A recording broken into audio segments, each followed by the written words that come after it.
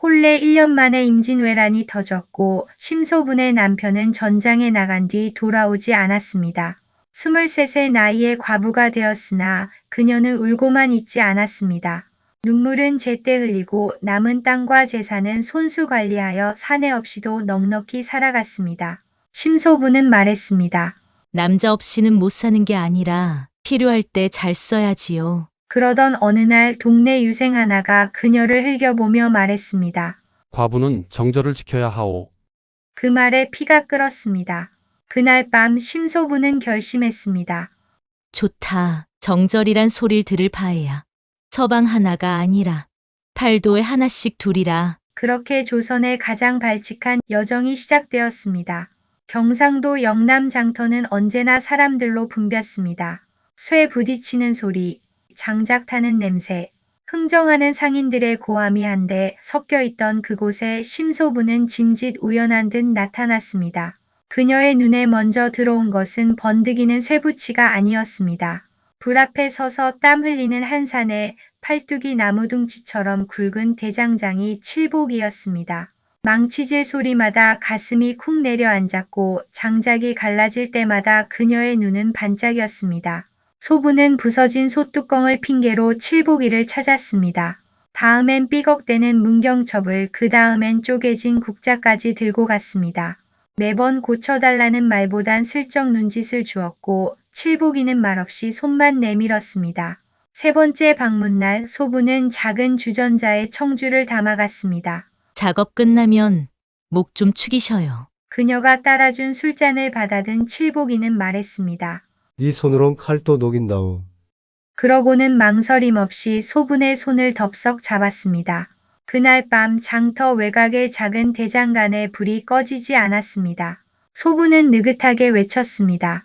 경상도 서방 칠복이라 쓰고 불씨라 있는 구먼. 이후 사람들 사이에 뒷말이 돌기 시작했습니다. 과부가 대장장이한테 빠졌다더라. 그렇게 그녀의 첫 서방은 경상도에 남게 되었습니다. 전라도 남원 봄비가 촉촉이 내리던 날이었습니다. 심소부는 긴 여정을 마치고 음인의 주막에 들렀습니다. 그런데 구석자리에 홀로 앉아 막걸리 잔을 기울이던 한 사내가 눈에 들어왔습니다. 도포자락을 단정히 정리한 채 입술을 달싹이며 시를 읊고 있는 유생이었습니다. 그는 이름하여 이윤필이라 했습니다. 나이는 30 안팎, 학문은 깊었으나 눈빛엔 어딘지 모를 외로움이 깃들어 있었습니다. 소부는 그를 흘낏 바라보다가 다가가 귓속말로 무언가 속삭였습니다. 이윤필은 그 말에 눈을 동그랗게 뜨더니 이내 얼굴을 붉혔습니다. 순식간에 시름에 겨웠던 그의 눈빛은 이내 미소로 바뀌었습니다. 소부는 씩 웃으며 그의 맞은편에 앉았습니다. 그날 이후 두 사람은 날마다 주막에 마주 앉아 글귀를 나누었습니다. 낮에는 산책하며 고운 풍경을 읊고 밤이면 촛불 아래 앉아 서로의 시에 평을 달았습니다.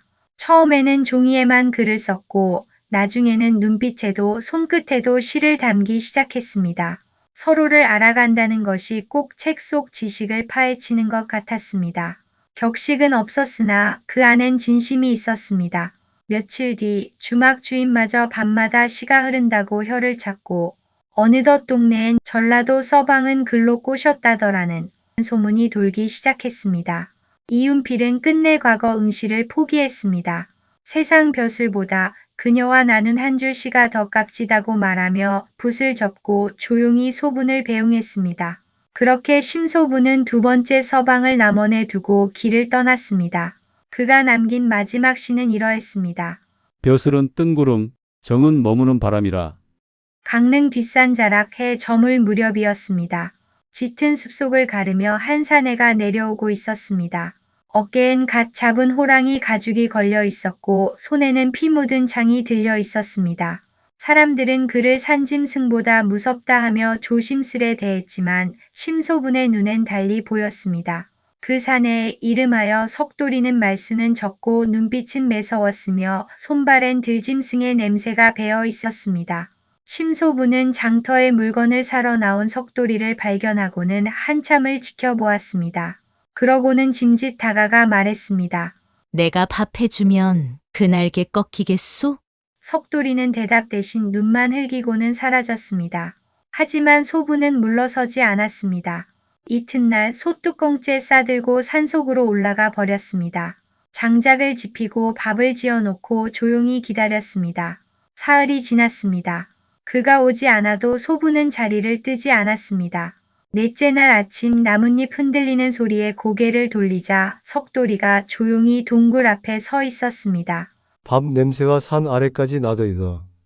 말은 퉁명했지만 눈엔 웃음기가 스며 있었습니다. 그렇게 둘은 산속에서 함께 지내기 시작했습니다. 소부는 나무를 캐고 석돌이는 짐승을 잡고 해가 지면 나란히 앉아 불을 쬐었습니다. 그들의 사이엔 많은 말이 필요하지 않았습니다. 거친 바람과 짙은 숲, 따뜻한 밥 한 그릇이 모든 대화가 되어 주었습니다. 마을 사람들은 어느 날부터 산중에 불빛이 보인다고 수군댔고 아이들은 호랑이보다 무서운 여인이 산에 살고 있다는 이야기를 만들어냈습니다. 며칠 뒤 심소부는 조용히 짐을 챙겼습니다.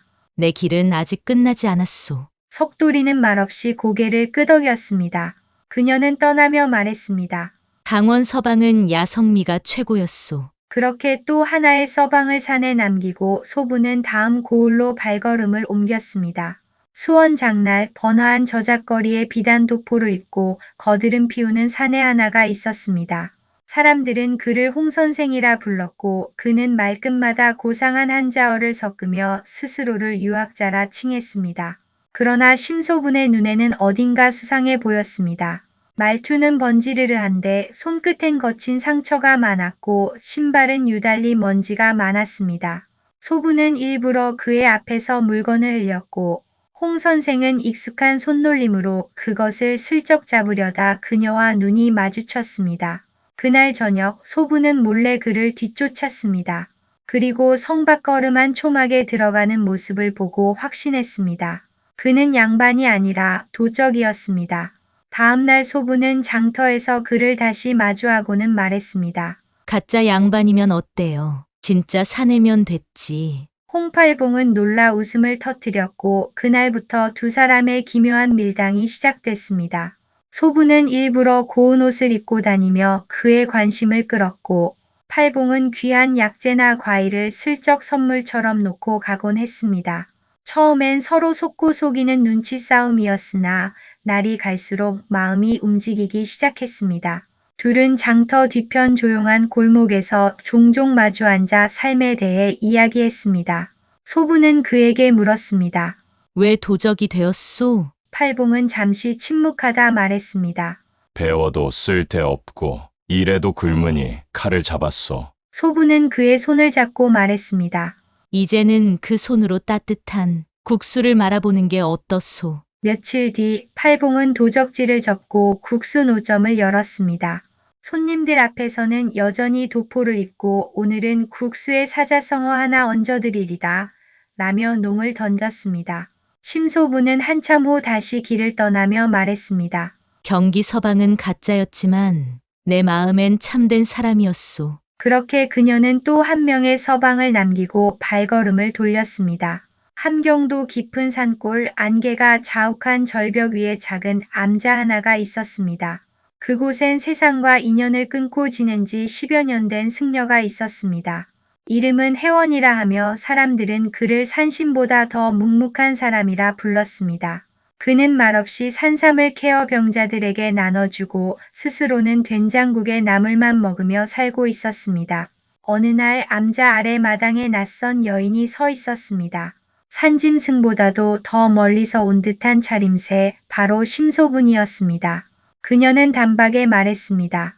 산삼을 캐고 있다 들었소. 나도 삼 하나 필요하오. 혜원은 눈도 주지 않고 말했습니다. 여인이 머물 곳이 아니오. 어서 내려가시오. 그러나 소부는 물러서지 않았습니다. 오히려 그녀는 짐을 풀어 마당 한켠에 자리를 잡고 말했습니다.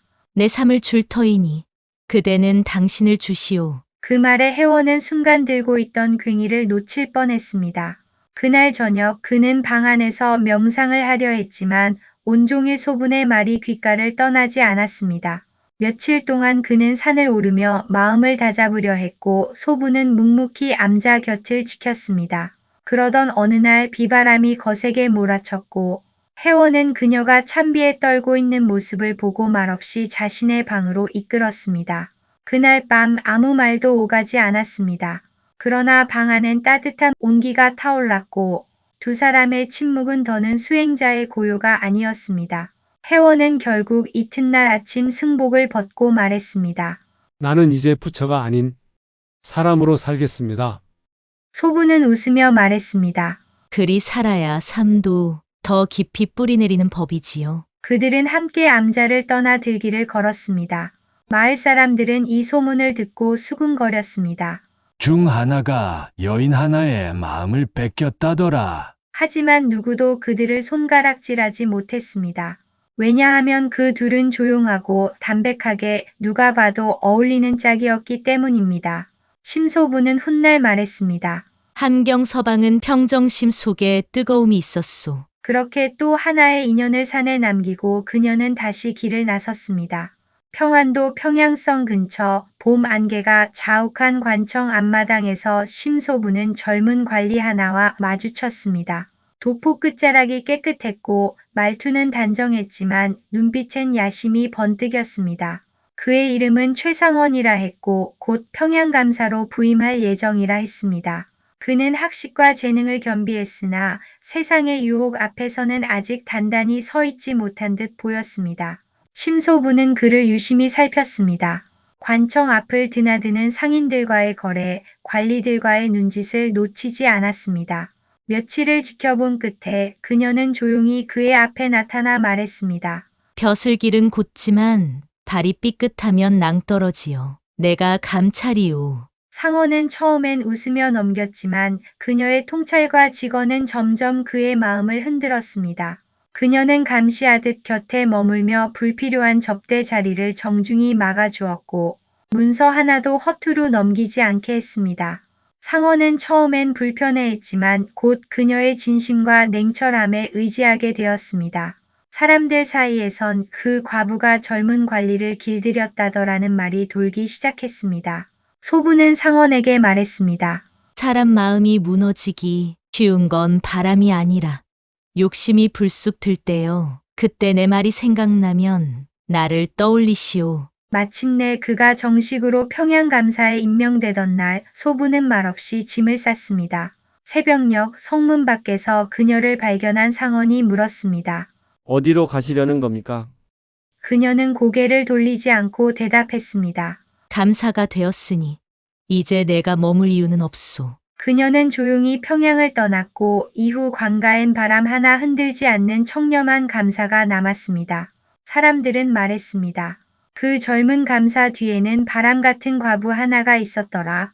그렇게 심소부는 또 하나의 서방을 평안도에 남기고 다음 길을 향해 걸어갔습니다.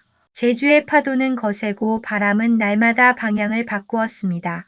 그런 섬의 끝자락 검은 현무암 틈에서 해녀들이 숨비 소리를 내며 물질을 하던 그곳에 심소분이 당도했습니다. 육지에서 온 여인이라며 해녀들의 눈총을 받았지만 그녀는 아랑곳하지 않았습니다. 그녀의 관심은 오직 한 사람 바닷가에 홀로 그물을 손질하던 조용한 사내에게 향해 있었습니다. 그의 이름은 돌쇠였습니다. 말은 거의 없었지만 손끝이 무척 섬세했습니다. 거친 그물코를 매만지는 손에는 자상함이 배어 있었고 깊은 바다를 닮은 눈동자에는 말없는 따뜻함이 깃들어 있었습니다. 심소부는 그에게 먼저 말을 걸었습니다. 바다는 그대 것, 나는 당신 것이라 해도 되겠소? 돌쇠는 말없이 웃었고 그 미소 하나면 충분했습니다. 둘은 사람들의 눈을 피해 자주 만났습니다. 파도가 잔잔한 날이면 함께 해변을 거닐었고 바람이 거센 날이면 바위 뒤에 몸을 숨기고 조용히 이야기를 나누었습니다.